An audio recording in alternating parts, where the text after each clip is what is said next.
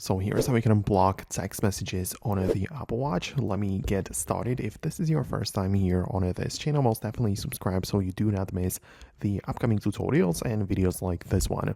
Well, if you receive messages on the Apple Watch, you might not be happy about that. And there are two things or two approaches to this. Like if you receive a message from someone you want to actually block as a person, you can do it on the Apple Watch. Of course, you just go to your chat, click on that person which is sending you the messages, and you can just keep on scrolling through the like contact page where you get to the bottom and you will essentially find the block button. So you can basically stop receiving messages from that person, but I believe it will also apply to like other devices as well, because you are blocking them on like your entire ecosystem thing. But when it comes to blocking messages in the sense of not receiving notifications on the watch, well, in that case, you just open up the iPhone and check out the watch app where all of these settings can be managed. And right there, you can go to notifications and check out the messages situation. So you can either mirror the settings on the iPhone, that is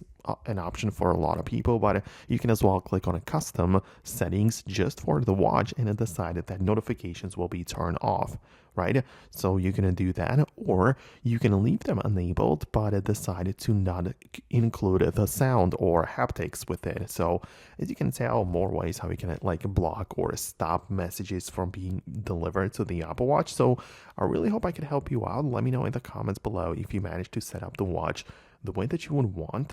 Thanks a lot, and I hope to see you later in the next videos as well.